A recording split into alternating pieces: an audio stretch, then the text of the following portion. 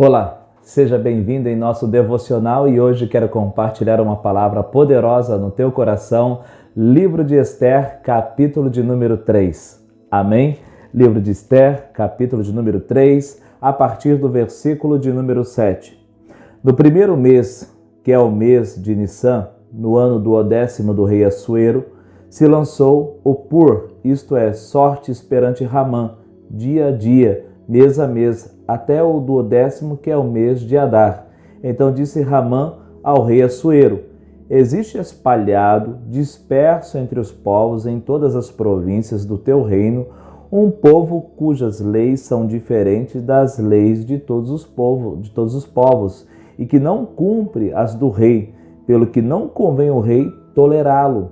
Se bem parecer ao rei, decrete-se que sejam mortos, e nas próprias mãos dos que executarem a obra, eu pesarei 10.000 talentos de prata para que entrem nos tesouros do rei. Então o rei tirou da mão o seu anel, deu a Ramã, filho de Ramedata, Agagita, adversário dos judeus, e lhe disse: essa prata seja tua, como também este povo, para fazeres dele o que melhor for do teu agrado.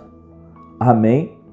Amados, nesse capítulo 3 aqui, nos pontos principais desse texto, a gente vê que Mordecai, que era o tio de Esther, não se prostra diante de Ramã. Ramã se tornou um dos principais, então, dos príncipes, dos líderes de todas as províncias. Ramã foi aquele que conseguiu se aproximar do rei, Virou colega, virou amiguíssimo, se tornou o segundo em poder dentro do reino da Pérsia. Então, depois de Assuero, era Ramã. E Mordecai, que estava vivendo agora dentro do palácio, não se prostra diante dele. E isso deixou esse homem furioso. Mas interessante que ele nutria ódio não só por Mordecai, mas também por todos os judeus, e elaborou um plano para exterminar os judeus. Por isso que ele se apresenta diante do rei e oferecendo ao rei, prata para matar e exterminar os judeus. Amados, Ramã era de origem amalequita. Lembra dos amalequitas? Gideão, quando ele lutou e venceu, ele venceu os amalequitas. Acho que os amalequitas ficaram com o cotovelo doendo e buscando uma revanche. Então, Ramã, por ser amalequita, ele já odiava por natureza os judeus. Então ele encontrou uma oportunidade agora de exterminá-los. Eu acho que ele queria ser o Hitler do Velho Testamento, Ele queria uma situação para destruir todo o povo judeu. E o que me chama a atenção nesse texto aqui e que eu aprendo com ele, primeiro, então assim, o diabo sempre estará furioso, não é verdade? O diabo sempre estará furioso contra o povo de Deus. Ele sempre estará furioso, não é novidade. Segundo, o diabo sempre procura uma oportunidade. Tudo que ele quer é uma oportunidade para destruir. Então, quando Mordecai não se prostra, por causa das leis de Deus, e ele fez certo, ele preferiu temer a Deus do que temer aos homens, e isso para Ramã foi uma grande oportunidade. Cristãos precisam ocupar lugares estratégicos. Lembra no devocional anterior que Esther se tornou uma rainha e ninguém perguntou para ela qual era a sua origem e nem ela também falou qual a origem que ela era. Isso nós vamos aprender nos próximos capítulos. Então Esther estava ocupando uma posição de destaque dentro do reino, E o poder da bajulação. Termina o capítulo falando que Ramã foi beber junto com o rei.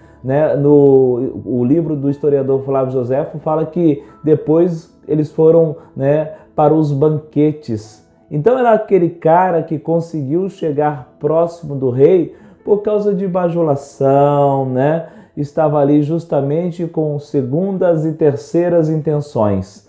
Amados, Vai aqui algumas frases e anote aí no seu caderno. Primeiro, Deus vai te colocar em posições estratégicas para que você seja um instrumento nas mãos dele. Isso mesmo. Ele vai te colocar em posições estratégicas para você ser um poderoso instrumento nas mãos dele. Então, quando você chegar lá, entenda que Deus te colocou naquele lugar, nesta posição, para que você seja um instrumento dele. Não omita o chamado e o propósito de Deus na sua vida. Amém? Segundo, o diabo sempre estará furioso contra tudo e contra todos, não é verdade? Por isso, que a Bíblia declara: vigiai e orai. O diabo sempre estará furioso contra tudo e contra todos. Por isso a Bíblia declara: vigiai e orai. Vigiai e orai. Ah, pastor, o inimigo. Ai, pastor, o inimigo. Irmão, você está vigiando? Você está orando? Ah, eu não estou orando. Meu amado, cristão tem que orar. Cristão tem que ferver na oração. Precisa ter uma vida de oração. A oração para o cristão é como um oxigênio para o nosso sangue, Se parar de ter oxigênio no nosso sangue, a gente morre, Você precisa ter uma vida de oração. Você precisa vigiar, o tempo todo vigiando. Mais uma frase. Use uma poderosa arma que você tem. Você sabia que você tem uma arma poderosa? Ah, você tem uma arma poderosa. O poder do voto. Sim, o poder do voto.